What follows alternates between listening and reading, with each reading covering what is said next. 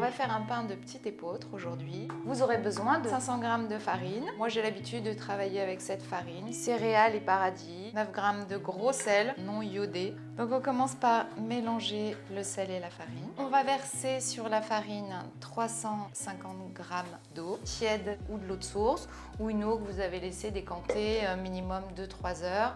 Le temps que tout le chlore s'évapore. 9 g de levure fraîche biologique que j'ai diluée dans un petit peu d'eau, peu importe. Vous mettez vraiment 20-25 g d'eau, c'est très bien. Ça s'appelle un phrasage, c'est-à-dire qu'on phrase tous les éléments ensemble. Donc voilà, ça dure quelques minutes. Évidemment, si vous avez un robot, vous pouvez le faire au robot. Pour tous les gens qui sont fragiles, qui ont des problèmes de digestion, c'est quand même une farine idéale, ultra digeste, avec un indice glycémique très bas. Elle contient 7% de gluten, ce qui est quand même très peu. Ce qui est important, c'est d'avoir vraiment une corne comme ça, parce que régulièrement, vous allez être obligé quand même de ramener un petit peu tous les éléments qui ont collé sur les parois. Alors au bout de 3 minutes d'avoir bien fait ce phrasage, moi j'aime bien pétrir un petit peu à la main. Alors avec le petit épeautre, puisque c'est une pâte qui est très collante, ayez toujours un peu d'eau à portée de main. En fait, ce qu'on cherche, c'est avoir une pâte un peu plus lisse. Ça y est, elle est bien lisse, c'est joli. Voilà ce qu'il faut trouver comme texture. On va transférer cette pâte dans un saladier légèrement huilé. On remonte bien sur les bords. Regardez comme elle est belle cette pâte. Soyez pas hésitant. Plus vous allez vite, moins la pâte collera. On va essayer de faire juste une petite boule pour que ce soit propre. Donc toujours les mains très mouillées. On ramène un petit peu au centre.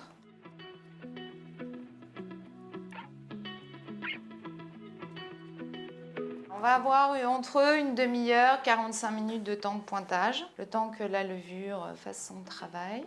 À tout à l'heure.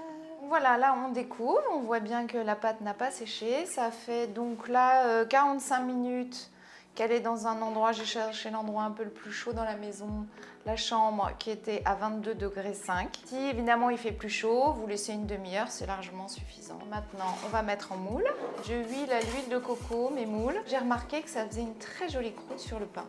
Toujours ce petit ramequin dès que vous travaillez du petit épeautre avec de l'eau. Voilà, là on va simplement transvaser dans le moule. Il faut bien couvrir la pâte pour qu'elle ne croûte pas. C'est-à-dire qu'il ne faut pas qu'elle sèche, qu'il y ait une croûte qui se forme sur le dessus. On pourrait très bien laisser comme ça et mettre au four comme ça, tout simplement. Moi, j'aime bien les lisser pour mettre des graines. Alors là, j'appuie pas sur la pâte. C'est pas ce qu'on appelle dégazer la pâte. Il n'y a pas besoin, comme il est très peu de gluten, de toute façon il retient très peu les gaz. Alors moi j'ai fait un petit mélange de graines, des pavots, du sésame noir, des graines de courge et des graines de tournesol. Prenez des produits biologiques si vous voulez éviter d'avoir des cochonneries dans vos intestins. Encore la petite astuce de l'eau, parce que si vous laissez comme ça, évidemment, vous allez tout retrouver et dans votre four et par terre. Là, je retasse légèrement, les mains toujours très mouillées, pour qu'en fait les graines s'intègrent à la pâte. Là maintenant, à nouveau, on va couvrir avec un même torchon légèrement humide, toujours pour que ça ne croûte pas. Et là, on va laisser 30 à 45 minutes, pareil. Alors, pendant le temps de pause, on va préchauffer notre four à 250 en chaleur statique. Nous voilà 45 minutes plus tard.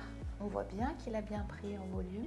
On va l'enfourner donc à 250 pendant 20 minutes avec de la vapeur, c'est-à-dire que là je vais remplir un ramequin d'eau chaude. La vapeur c'est très important pour la cuisson parce que ça garde tout le moelleux du pain. On met dans le bas du four, on attend que ça bout. Dès que l'eau commence à bouillir, on peut enfourner.